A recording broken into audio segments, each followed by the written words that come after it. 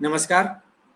New Delhi film foundation की खास पेशकश टॉक सिनेमा सीरीज में आपका स्वागत है। जैसा कि आप जानते हैं कि इस टॉक सिनेमा सीरीज में हम फिल्मों के बारे में, फिल्म संगीत के बारे में बात करते हैं। आज हम बात करेंगे एक बहुत ही खास फिल्म के बारे में, हिंदी सिनेमा के एक बहुत खास इतिहास के एक बहुत खास पन्ने के बारे में बात करेंगे। हम सब जानते हैं कि हिंदी फिल्में अपने संवादों और अपने गीत संगीत की वजह से बहुत ख़ास अहमियत रखती हैं हम सब की ज़िंदगी में। लेकिन हम में से बहुत ज़्यादा लोगों को शायद ये मालूम नहीं होगा कि सिनेमा में गानों का और डायलॉग्स का ये सिलसिला, संगीत का सिलसिला शुरू कब से हुआ। तो आज हम बात करेंगे हिंदी सिनेमा के इतिहास के उसी बहुत ख़ास मोड़ की। आज से 90 साल पहले 14 मार्च को पहली बोलती फिल्म आलम आरा रिलीज हुई थी और आलम आरा के साथ ही हिंदी सिनेमा में गानों का, डायलॉग्स का, म्यूजिक का सिलसिला शुरू हुआ था। आलम आरा के बारे में बात करने के लिए हमारे साथ एक बहुत खास मेहमान मौजूद हैं जो हिंदी सिनेमा के और संगीत के बहुत गंभीर अध्येता हैं और बहुत जानी मानी हस्ती हैं। दूरदर्शन के बहुत वरिष्ठ अधिकारी रहे हैं, दिल्ली दूरदर्शन केंद्र के निदेशक रहे हैं शरद दत्त जी। शरद जी नमस्कार। शरद जी ने कुंदनलाल सहगल और अनिल विश्वास पर किताबें लिखी हैं जिनके लिए उनको राष्ट्रीय पुरस्कार मिला है और इसके अलावा उन्होंने दूरदर्शन पर मेलोडी मेकर्स के नाम से एक बहुत चर्चित सीरीज बनाई है जो फिल्म संगीत की जो दुनिया रही है उस पर एक अपने ढंग का एक बहुत अनूठा प्रोग्राम रहा है। और उन्होंने आलम आरा पर एक किताब लिखी है जिसका नाम है दास्तान आलम आरा। तो हम आलम आरा की दास्तान जो है वो शरद जी की जुबानी सुनना चाहेंगे।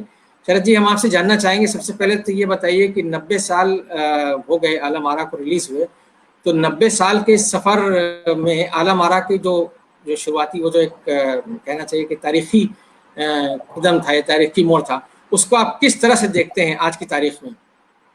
देखिए, आज ही 14 मार्च को फिल्म रिलीज हुई थी 1931 में और आलम आरा हमेशा फिल्म इतिहास में एक महत्वपूर्ण नाम रहेगा इसलिए कि वो पहली बोलती फिल्म थी, टॉकीज थी।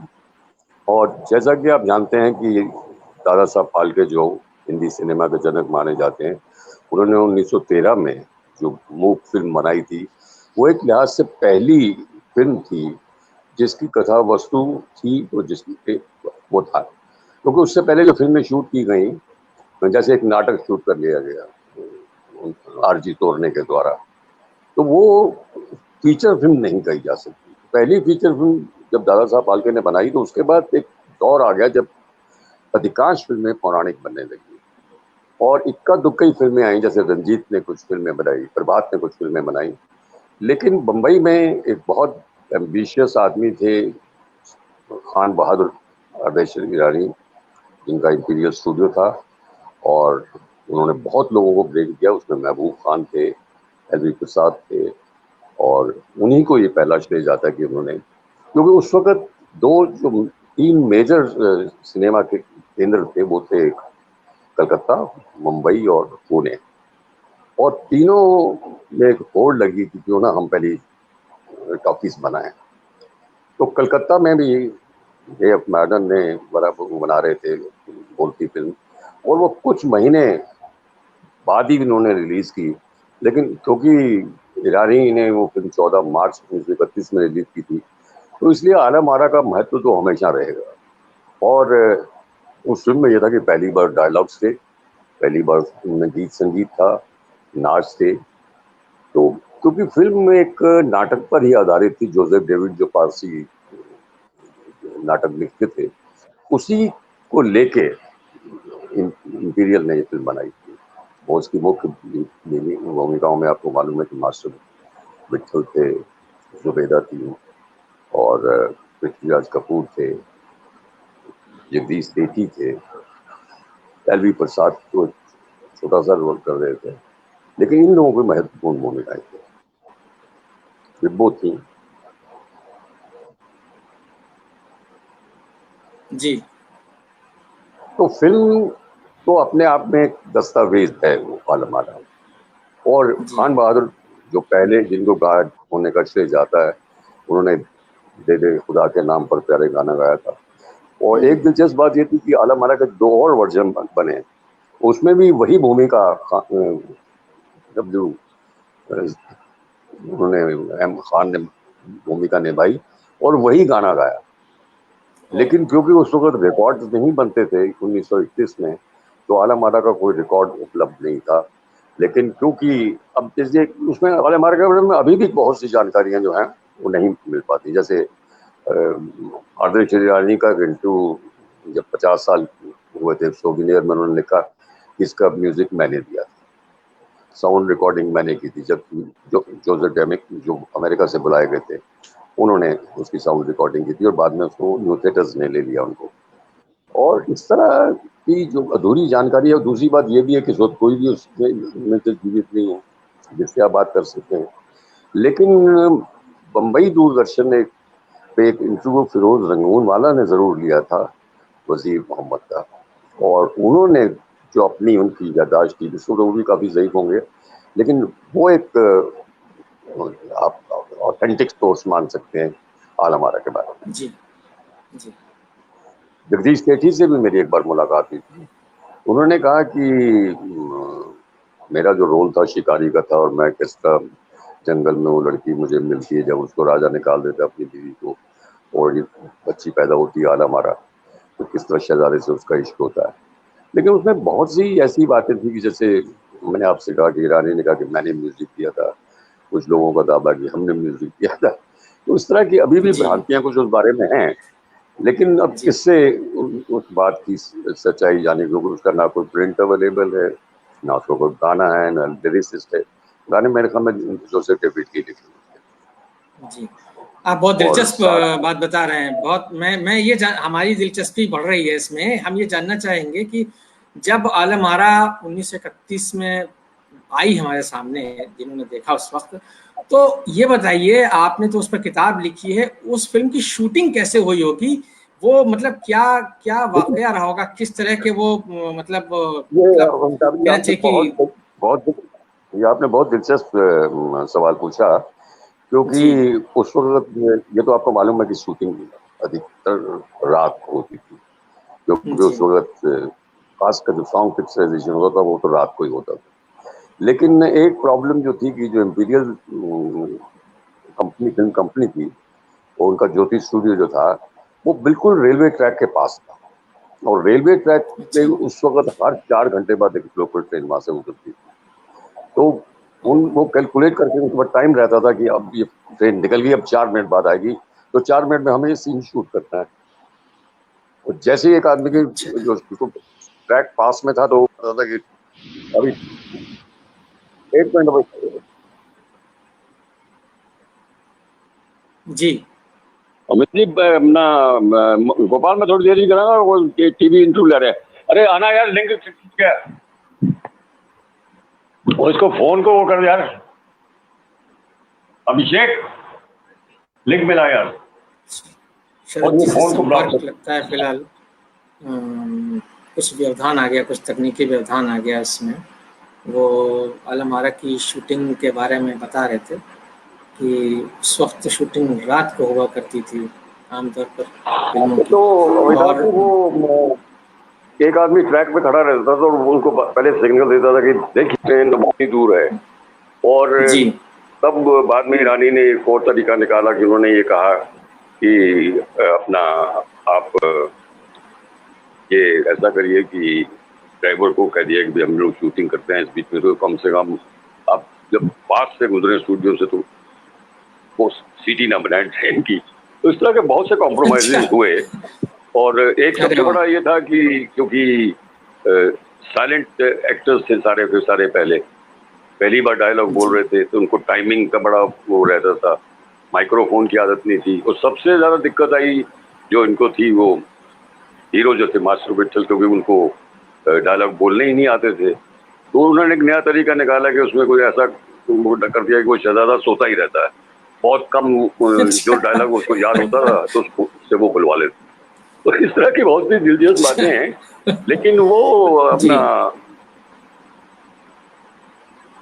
तो वो बहुत उस वक्त वो फिल्म बनाना, और जिस वक्त उस फिल्म का रिलीज हुआ तो उसका वर्णन जो है वो खान बहादुर ने अपनी एक लंबी इंटरव्यू में कहा। मैं इतना जी। एक्साइटेड था कि रात को सो नहीं सका। मैजेस्टिक सिनेमा ओ। में जहाँ फिल्म रिलीज होनी थी, लोगों का तांता टूट पड़ा कि पहली वो है, और मैं खुद मौजूद था बार में, और मैं दर्शकों का स्वागत ऐसे कर रहा था जैसे मेरी बेटी की शादी हो रही है। वाह। जाहिर है कि एक पहली बोलती फिल्म भारत में बनने का श्रेय उनको जा रहा था, तो उनको एक जी। ज्यादा खुशी तो थी, लेकिन ये रहा कि उसका रिस्पांस बहुत अच्छा रहा, और बहुत जल्द उसके बाद टॉकीज की शुरुआत हो गई। उसी साल 2 महीने बाद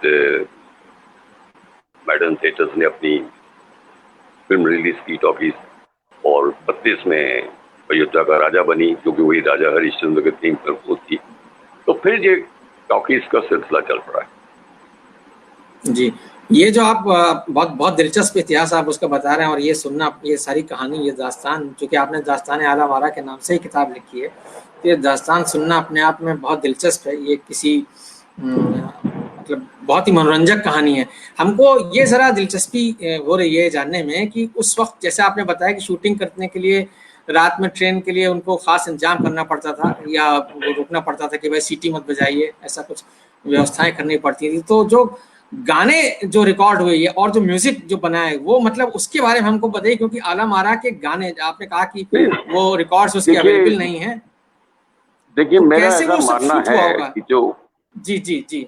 जो फिल्म का म्यूजिक का एवोल्यूशन हुआ, उसमें आप ये जी, देखिए कि बहुत से, क्योंकि लोग थिएटर से आए थे, स्टेज से आए थे, और बहुत लिमिटेड साथ थे उस वक्त, तो अधिकांश जो, और एक जो आपका पारिवारिक, आपका सामाजिक परिवेश होता है, उसका बड़ा असर होता है फिल्म संगीत के ऊपर। तो आप ये देखिए कि जी, बंगाल में जो भी संगीत आया वो भक्ति प्रधान था बहुत, और बम्बई में जरूर अटेम्प्ट हो रहे थे, लेकिन फिल्म म्यूजिक को भी असली शक्ल देने वाले जो थे वो अनिल विश्वास थे, जिन्होंने पहली बार जब वो आए कलकत्ता से और अपने साथ कुछ वो ऑर्केस्ट्रा लेके आए, उनके साथ कुछ कोनीज आर्टिस्ट थे जो वेस्टर्न म्यूजिक के बड़े वो थे, तो पियानो को खुद बजाते थे, और पियानो को बहुत अच्छा इस्तेमाल अनिल विश्वास ने किया। तो लेकिन इसलिए आलम आरा के जो गाने हैं वो लगभग, ऐसा उनका कहना था वजीर मोहम्मद खान का, कि वो बिल्कुल थिएट्रिकल स्टाइल में ही थे, जैसे कि फारसी थिएटर में गाने गाए जाते, डायलॉग भी कुछ उसी तरह के थे। तो वो एक लिमिटेशन था, लेकिन जी।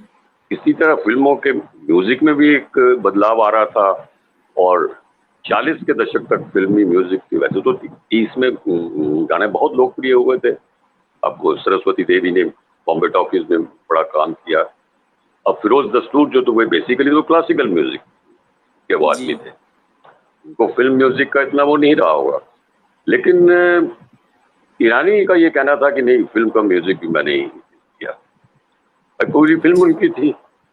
तो वो प्रोड्यूसर थे, जो मर्जी डिक्टेट कर सकते थे किसका क्रेडिट जाएगा क्या जाएगा। तो ये भी एक क्वेश्चन मार्क है इसके ऊपर कि फिल्म का म्यूजिक किसका था।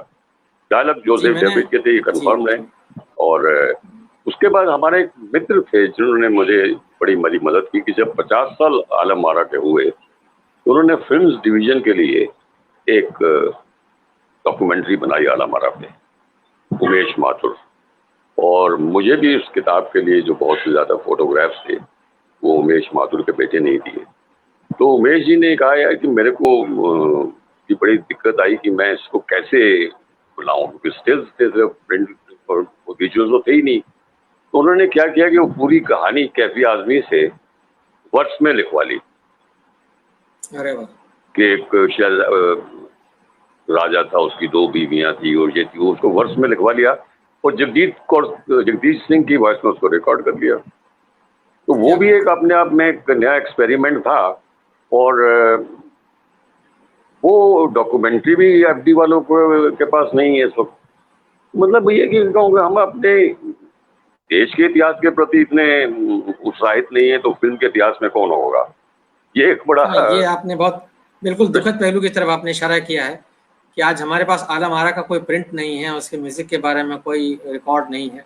ये कहीं न कहीं दिखाता है कि वाक़ई आप जो कह रहे हैं कि हम जो कंज़र्वेशन है अपनी हेरिटेज का, उसको लेकर के हम जनरल हमारा जो एक अंदाज़ है वो बड़ा लापरवाही भरा है। तो तमाम संस्थाओं ने इस बारे में कोई ध्यान नहीं दिया। एक आपने चूँकि म्यूज़िक की बात की और आपने ये कहा कि वहीं से म्यूज़िक आलम आरा ज़ाहिर बात है, उसके बाद से फ़िल्म संगीत की शुरुआत हुई थी और आपने अनिल विश्वास का नाम लिया। तो अनिल विश्वास पर आपने किताब भी लिखी है, तो हम चलिए आलम आरा के इतिहास से होते हुए अब हम ज़रा जानना चाहेंगे कि आपने उनके बारे में जो किताब लिखी है, अनिल विश्वास के पर लिखी हुई अपनी किताब के बारे में हमें कुछ बताइए। हम इसके बहाने जानना चाहेंगे हिंदी फिल्म संगीत के इवोल्यूशन के बारे में। नहीं, तो मैंने भी ये पुस्तक जो थी जब आलम आरा के 75 वर्ष हुए थे तभी लिखी जी, थी। तो मैंने कहा कि ये 75वां वर्ष है तो इसके बारे में कुछ चर्चा होनी चाहिए। तो मैंने पहले कोशिश की कि मैं कुछ 3-4 लंबे आर्टिकल लिखूं, लेकिन मुझे जी, खेद के साथ कहना पड़ता है कि किसी ने कोई दिलचस्पी ही नहीं दी, उसको कोई छापने के लिए वो नहीं था। क्योंकि जो आज की जनरेशन है उसके लिए आलम हमारा अब देखिए जो प्रेजेंट जनरेशन है उसको तो ये भी नहीं मालूम कि इमरजेंसी क्या थी या हमारे पॉलिटिकल घटनाएं क्या हैं। तो उसमें आज से नहीं 90 आप साल बिल्कुल पहले सही एक कह रहे हैं। रिलीज फिल्म हुई जिसका प्रिंट नहीं है, जिसके बारे में कोई चर्चा नहीं है, उसका कोई एक्ट्रेस जिंदा नहीं है। तो उस पे जी, यही एक वो था केंद्र बिंदु कि मैं पुस्तक लिखने के लिए फिर मुझे वो आर्टिकल्स नहीं कोई छाप रहा था तो मैंने उसको एक किताब के शक्ल में दिया। और ये बड़ी इंटरेस्टिंग बात है कि जब किताब छप के आई तो उसके बहुत से अंश पत्रिकाओं में छपे और अखबारों में छपे जब 80 साल हुए। जी, जी। आपने आपने सैगल पर भी किताब लिखी है। तो ये जी चूँकि आलम आरा के बाद का जो दौर है और हिंदी फिल्में जिस नहीं, तरीके से तेज़ी से बनना शुरू हुई। मेरा जी, तो मैं अमिताभ ये जी मैं ये जी, मानना है जी, क्योंकि जी, मैंने आपसे पहले जी, कहा कि फिल्में तो चलिए अपना अलग विषय है, लेकिन फिल्म संगीत में मेरी रुचि बढ़ती जा रही थी क्योंकि मैं शुरू से और ये मुझे शौक जो फिल्म म्यूजिक का पड़ा वो पड़ा बचपन से कि मैंने अपने पिता से बहुत गाने सुने थे, पंकज मलिक के एल सहगल के सीधे के। तो वो मेरी याद में कहीं ना कहीं थे। तो वरना मेरी उम्र के शख्स को सहगल में दिलचस्पी क्यों होती। लेकिन अनिल विश्वास से मेरे बड़े पारिवारिक संबंध बन चुके थे तो उन्होंने मेरी काफी मदद की। लेकिन अनिल विश्वास का जो पीरियड था वो 35 से शुरू होता है और मैं तो उनको जी, 75 में मिला। तो उनकी भी फिल्में के प्रिंट अवेलेबल नहीं थे, लेकिन उनकी दो चीजें बड़ी अच्छी थी कि एक तो उनकी मेमोरी बहुत अच्छी थी और जब वो आपको चीज बयान करते थे तो लगता था जैसे कल की घटना है। तो उसने कुछ मेरी काफी मदद की और लंबी उनसे मेरी 1 साल भर इस किताब की बातचीत हुई। लेकिन सैगल पे किताब करना एक चैलेंज इसलिए था क्योंकि सैगल तो मेरे जन्म से 6-7 महीने पहले ही स्वर्ग सिधार गए थे। लेकिन मुझे कुछ ये मेरी खुशकिस्मती थी कि जब मैं उनकी 50वीं पुण्यतिथि पर और फिर बाद में उनकी जयंती पर 100वीं जयंती पर मैं फिल्म बना रहा था। अ, तो मैं तकरीबन उस हर जगह वहां गया जहाँ सैगल साहब गए थे। मैं कानपुर गया, जालंधर गया, बॉम्बे गया, कलकत्ता गया। तो वहाँ मेरे काफी ऐसे लोग मिल गए थे जिन्होंने सैगल के साथ काम किया था, जो उन्होंने सैगल को देखा था। जैसे केदार शर्मा ने उनके गीत और देवदास के गीत और डायलॉग लिखे थे। और मेरा प्रिय गाना भी वही था, बाला मान बस उम्र मन में। उसी की तरह मैंने हाँ, सैगल उस डॉक्यूमेंट्री का नाम भी रखा था कि सैगल आए बस उम्र मन में। क्या बात तो है। क्योंकि हमारे यहाँ एक बात वो है जैसे फिल्म इतिहास के प्रति हम उदासीन हैं, उसी तरह हम अपने जो कलाकार हैं उनकी जी, जीवनियों के बारे में भी बड़े। वैसे तो हमारे यहाँ जीवनियाँ ना ही लिखने की परंपरा है। अगर कुछ आत्मकथाएं लिखी भी गई हैं तो आपको मालूम है उसमें कितनी आत्म प्रशंसी होती है, आधा झूठ होता है, आधा सच होता है। और अभी हमारे बहुत अजीज बुजुर्ग दोस्त दिलीप कुमार साहब का ऑटोबायोग्राफी आई थी। तो अब देखिए कि वो ऑटोबायोग्राफी थर्ड हैंड डॉक्यूमेंट्री है इन एसेंस की। उन्होंने सारा बानो को अपने बारे में बताया, सारा बानो ने तारा नायर को बताया, फिर तारा नायर ने वो किताब लिखी। और जब तक वो किताब आई तो दिलीप साहब का हाफजा बिल्कुल जा चुका था, उनको कुछ चीज ही याद नहीं रहती थी। तो इस तरह की बड़ी जीवनी लिखना भी एक जोखिम का काम है। लेकिन मैं अब जिस बात पे आपको लाना चाहता था वो ये थी कि मैं समझता हूँ कि एक जो कालजयी गीत होता है उसके पीछे 3 लोग होते हैं। संगीतकार, पहले तो गीतकार होता है, फिर संगीतकार होता है और फिर गायक होता है। अगर ये तीनों आप अच्छे मिल जाए तो एक कालजयी गीत बनता है। तो मुझे लगा कि मुझे एक जीवनी संगीतकार की लिखनी चाहिए, एक गायक की लिखनी चाहिए और एक गीतकार की लिखनी चाहिए।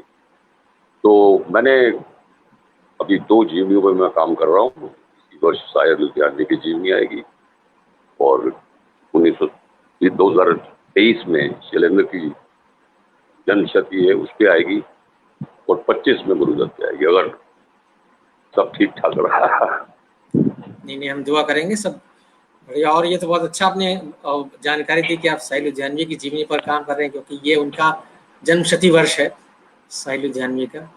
और ये बहुत अच्छी जानकारी है। और जो सिनेमा के नहीं, प्रोग्रेसिव राइटर्स एसोसिएशन ने मुझे कमीशन किया है तो लिखने के लिए, और ये उर्दू, हिंदी और पंजाबी में साइमल्टेनियसली आएगी। तो शायर पंजाबी थे तो पंजाबी पब्लिशर की भी दिलचस्पी है। राजकमल इसको हिंदी में छापेंगे और प्रोग्रेसिव राइटर्स एसोसिएशन उर्दू में छापेंगे। तो शायर मेरे प्रिय गीतकार भी थे, मित्र भी थे, लेकिन दुर्भाग्य से मैं शैलेंद्र को कभी मिल नहीं सका, क्योंकि 1966 में उनका देहांत हुआ तब हम हार्डली कॉलेज में थे और दोनों बम्बई जाना भी संभव नहीं होता था। बहुत दिलचस्प बातें आप बता रहे हैं। मैं एक बार फिर बहुत मतलब एक अलग ढंग से मैं आलम आरा को याद कर रहा हूँ। मुझे एक बहुत दिलचस्प नुक्ता मिल रहा है कि आलम आरा 1931 में आई थी और वो पहली बोलती फिल्म बनी थी। उसके बाद से फिल्मों में गानों का, संवादों का, संगीत का सिलसिला शुरू हुआ, ये सब हम जानते हैं और आप उसके बारे में बहुत विस्तार से हमको बता भी रहे हैं। मगर ये बात अचानक मुझे कौन दी कि 1987 में हमने एक फिल्म देखी थी पुष्पक, जिसका नाम था, अगर आप मेरी बात सुन पा रहे हो। नहीं, आपकी आवाज बहुत कम आ रही है, हल्की आ रही है। आवाज आपकी बहुत कम आ रही है मुझे। अच्छा, समझ नहीं आया कि क्या सवाल है आपका। जी, मैं ये कहना चाह रहा था कि आलम आरा के रिलीज होने के लगभग 55-56 साल बाद हमने पुष्पक नाम की एक फिल्म देखी, जो कि साइलेंट फिल्म थी और वो बड़ी कामयाब रही। जी, तो आप ये जो देखिए उस वक्त अब जी कहिए, आप पूरा करें अपनी जी बात को। नहीं, आप कह रहे थे जी। हाँ, मैं दरअसल मुझे अचानक ये लगा कि हमने 1931 में बोलती फिल्म देखी, फिर 1987 में आकर के हमने एक साइलेंट फिल्म देखी और पुष्पक, और उसने एक अलग तरह का बज़ क्रिएट किया, उसने एक अलग तरह की दिलचस्पी लोगों में क्रिएट की कि हाँ भाई, बोलती फिल्मों के बीच में भी आप एक साइलेंट फिल्म क्रिएट कर सकते हैं और उसमें भी आप कहानी कहने का एक अंदाज ढूंढ सकते हैं और मजा ले सकते हैं। तो इसको आप कैसे देखेंगे?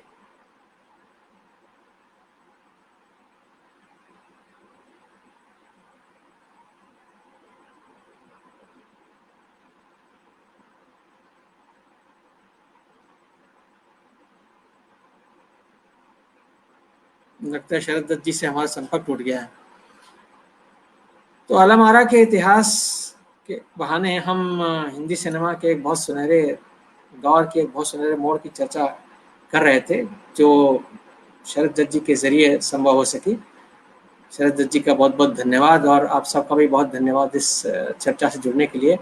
जैसा कि हम बार बार कहते रहते हैं अपनी चर्चाओं में, अपनी बातचीत में, कि न्यू दिल्ली फिल्म फाउंडेशन का ये जो मंच हमने स्थापित किया है वो अच्छे सिनेमा को बढ़ावा देने के लिए, अच्छे सिनेमा पर कुछ अच्छी चर्चा करने के लिए, सिनेमा की प्रवृत्तियों पर चर्चा करने के लिए, देश के, विदेश के और प्रांतीय सिनेमा पर चर्चा करने के लिए, क्योंकि हम ये मानते हैं कि अच्छा सिनेमा कहीं न कहीं आपको संस्कारित करता है और एक अच्छा इंसान बनाता है, अच्छा इंसान बनने में मदद करता है। तो इसलिए अच्छे सिनेमा पर बातचीत का हमारा ये सिलसिला जारी रहेगा। शरद जी हमारे साथ जुड़े, इसके लिए उनका बहुत-बहुत धन्यवाद और हम उम्मीद करते हैं कि आगे भी हम उनसे सिनेमा के इतिहास के बारे में कुछ बहुत नायाब जानकारियाँ, कुछ बहुत दिलचस्प किस्से सुन पाएँगे। तो जैसा कि उन्होंने बताया कि वो साहिल लुधियानवी पर किताब लिख रहे हैं और शैलेंद्र पर किताब लिख रहे हैं, तो हमारी दिलचस्पी उनके इस काम में